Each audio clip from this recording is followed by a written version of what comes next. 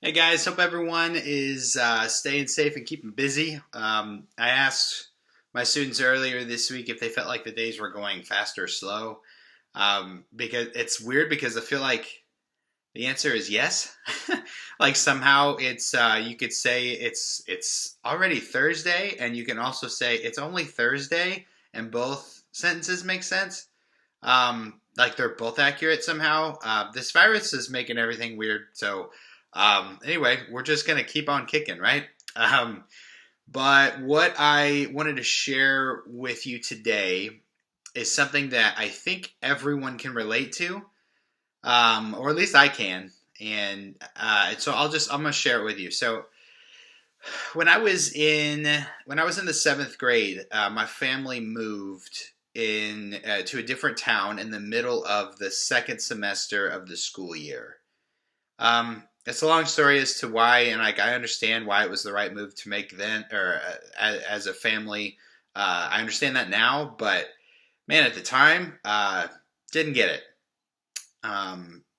Like when you start a school year and you're settling into your routine with your classes, your friends, where you're going to sit at lunch, that kind of thing. Well, I didn't have any of that at the new school. Lunchtime was really difficult, right? Because everyone already had their group to sit with. So the first several weeks, I kind of just hung out on my own, right? But as awkward as lunch was, I think PE was worse. Is whenever I was a kid, I played like every sport, right? It was something that I loved, and at my old school, I was always picked near the top for things like dodgeball or basketball or whatever game we were going to play that day in PE. Man, at my new school though, not so much. Like I got picked last on my first day, and that's a horrifying feeling as a seventh grader. I still get that like sinking feeling just thinking about it, because you know that if you get picked last, there's no chance you're getting the ball. There's no chance that the kids are going to include you in this game. You can't prove yourself. You just kind of move around aimlessly, right? Like hopelessly wanting to get in the game, to be a part of the game. You just kind of get lost in the shuffle, and that's the kind of stuff that like changes your mental state. It just does. And you're 12 or 13 years old, man, that stuff sticks with you, right? I want to tell you though, like if you've ever felt that, like if you've ever been picked last before, or left out of a friend group, or just simply passed over for something, like I've got good news for you when it comes to Jesus.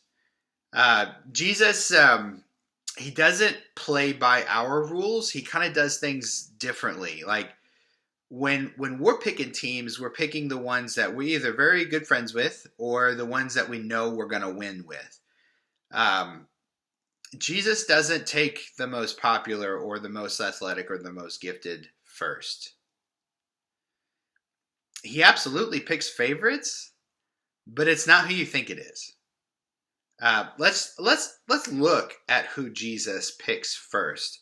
Like all throughout Scripture, Jesus picks the poor.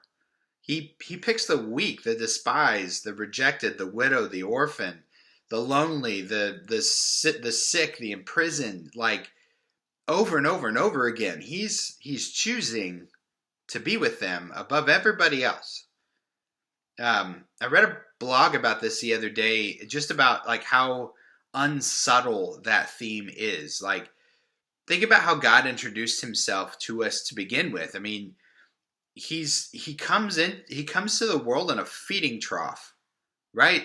Just in the middle of this occupied land, into a people who are suffering.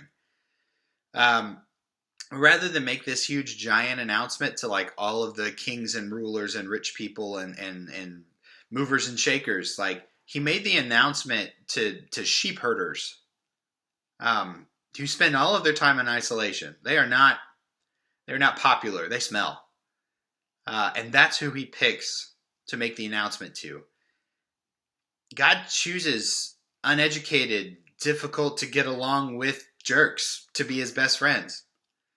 And they smelled too, by the way, and they were annoying and extremely unpopular and were known to steal things. And some of them were prostitutes. And they cheated on their spouses and had diseases that made them untouchable or were like literally demon possessed. This is who God picks first. Now, does that mean we have to like become sick to identify with them or become imprisoned or orphaned or start stealing things? Like, no, that's not what I'm saying here. But one thing that binds them all together, they were all outcasts. They were the misfits. They're the ones that would have been picked last in PE every single day in middle school. Like, no one would have given them a second thought. So the message that I want to give to you is, if you consider yourself an outcast, if you're someone who does get picked last in PE or struggles to make friends or is isolated or you feel like you just simply don't fit in, I've got good news for you. You may get picked last for dodgeball or basketball or whatever, but Jesus spent his entire ministry going to you first.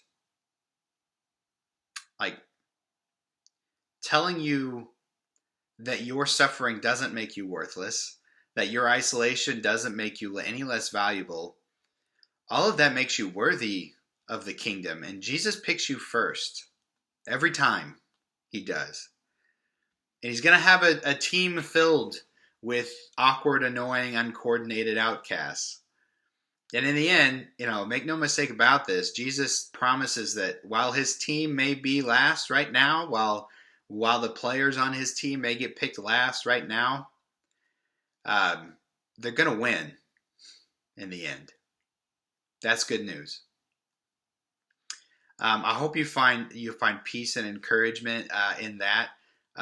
Thanks for hanging out with me this week, and we will certainly see you next time, okay? You guys have a great week. We love you, and you belong on this team, okay? Love you guys.